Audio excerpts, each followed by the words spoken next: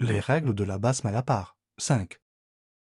أعوذ بالله من الشيطان الرجيم بسم الله الرحمن الرحيم وصلي وسلم وبارك على سيدنا ومولانا محمد وعلى آله وصحبه والحمد لله رب العالمين. Le cheikh radiallahu an dit ensuite au sujet des ahkam de la basmala وعند إطفاء لمصباح بهار أيضا وفي قيده فيما ظهر وعند وطء لمباح التي وقد حرمت أو كرهت في الملة، يعني أن البسملة مشروعة لدى وطء مع زيادة اللهم جنبنا الشيطان وجنب الشيطان ما رزقتنا، ويجري في قلبه عند الإنزال الحمد لله الذي خلق من الماء إلى الآية محرم ولا مكروه وفيهما تكره أو تحرم أو تحرم في المحرم وتكره في المكروه أقوال. Alhamdulillah. Donc c'est mandoub recommandé de dire la basmala au moment où on allume et on éteint la lumière, selon ce qui est apparent dans l'école. De même qu'au moment du rapport licite, celui qui est permis, contrairement au cas où le rapport est illicite ou détestable, tel qu'il est établi dans la religion. Donc, en commentaire, ce qui nous est dit, c'est justement que la basmala est instituée et légiférée lors du rapport en rajoutant ceci: Ya Allah, éloigne de nous shaitan, et éloigne shaitan de ce que tu nous as octroyé, de la subsistance que tu nous as donnée. On a aussi rapporté de dire dans son cœur, au moment de l'orgasme, au moment de l'éjaculation pour l'homme, que toutes les louanges sont à Allah, celui qui a créé à partir de l'eau. Ceci fait référence au verset suivant de Surat Al-Furqan. وهو الذي خلق من الماء بشرا فجعله نسبا وسرا وكان ربك قديرا.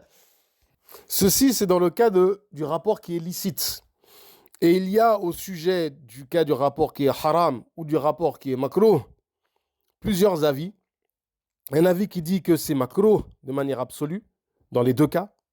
Un avis qui dit que c'est haram dans les deux cas.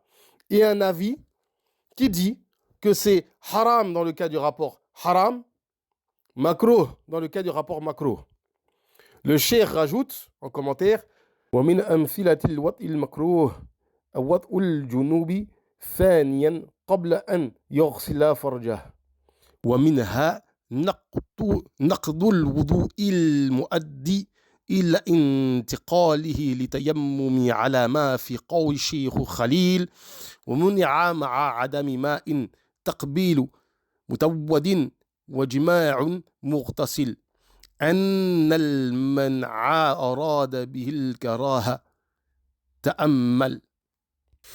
Donc, l'exemple en fait du wat qui est makro. Alors pourquoi préciser makro? Parce que en fait le haram on le connaît, d'accord? Il y a la sodomie et il y a le cas dans les menstrues et le zina évidemment, c'est-à-dire qu'on a un rapport sexuel avec une personne avec qui on n'a pas de lien établi par la sharia comme le mariage ou la possession. Et donc l'exemple du rapport sexuel intime makro, c'est l'exemple de la personne qui est en état de janaba et qui va avoir un rapport une deuxième fois avant de se laver les parties. C'est-à-dire qu'il n'est pas nécessaire de se purifier, mais au moins de laver ses parties avant de recommencer un autre rapport. Là, c'est makruh. Il y a un autre exemple, c'est l'exemple de celui qui n'a pas assez d'eau pour faire ses ablutions et qui serait contraint à cause de cela de faire le tayammum. Et celui, conformément à la parole de Sidi Khalil, qui dit justement que on interdit à la personne qui est en état d'ablution ou qui a fait son rousl, soit d'embrasser ou d'avoir des rapports. En fait, ce qu'il faut comprendre ici, c'est que le mana implique la karaha, c'est pas une interdiction. c'est pas du haram. Donc en clair, il est makruh de dire la basmala au moment d'un rapport qui est makruh. De même que c'est haram au moment d'un rapport où c'est haram.